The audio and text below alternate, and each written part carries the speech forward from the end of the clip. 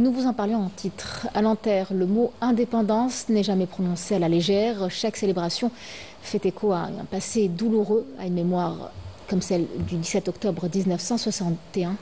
Pendant plusieurs jours, le consulat d'Algérie, aux côtés d'associations, a organisé une série d'événements pour faire vivre cette mémoire, des expositions et des débats, tout en célébrant la date du 5 juillet 1962. La correspondance avec Afeb Belouchette.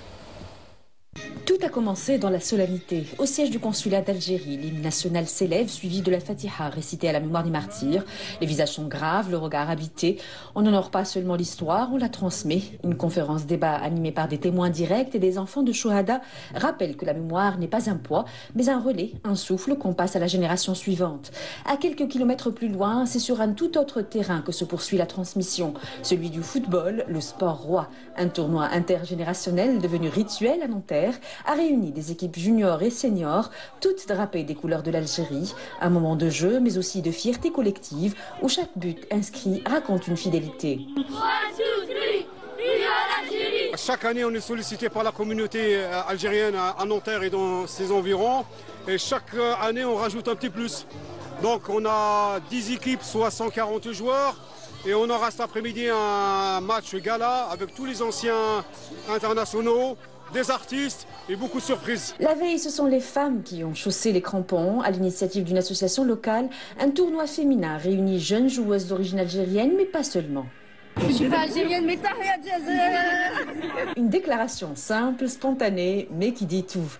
L'Algérie vit dans leur cœur, qu'elle y soit née ou non. Ce cœur battant, elles l'ont fait vibrer sur le terrain. Écoutez, c'est pour rendre hommage aux martyrs. On va dire que c'est mémorable, c'est important. C'est pour ça que nous sommes là.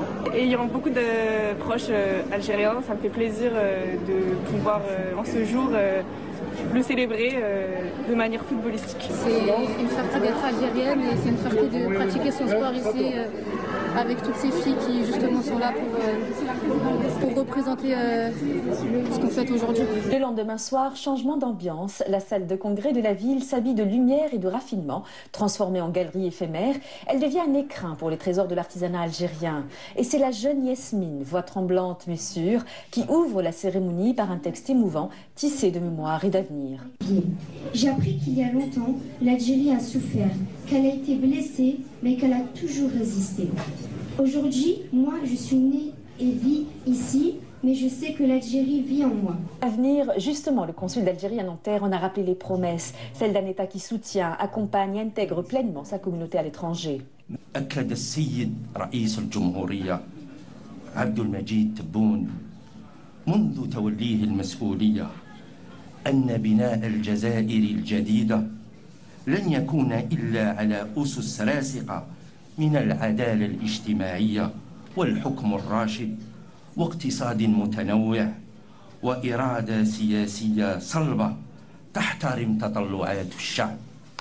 Autre temps fort, des honneurs rendus aux anciens moujahidines en présence du maire de Nanterre. Les héros d'hier, aujourd'hui Chibani, ont reçu la reconnaissance officielle de leur sacrifice.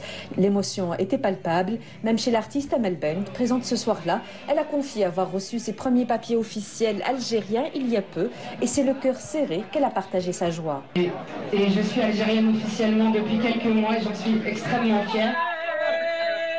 Même si ce n'est pas les papiers qui font ni l'amour ni la fierté, aujourd'hui je suis fière d'avoir mes papiers. Je remercie monsieur le consul de m'avoir accompagné dans ma démarche.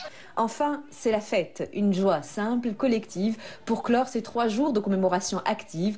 Communauté, artistes, personnalités, tous réunis autour de la même flamme. Et comme un symbole, ce sont encore les moujahidines qui, les premiers, se sont levés pour danser. Car ils savent mieux que quiconque, la liberté se célèbre toujours.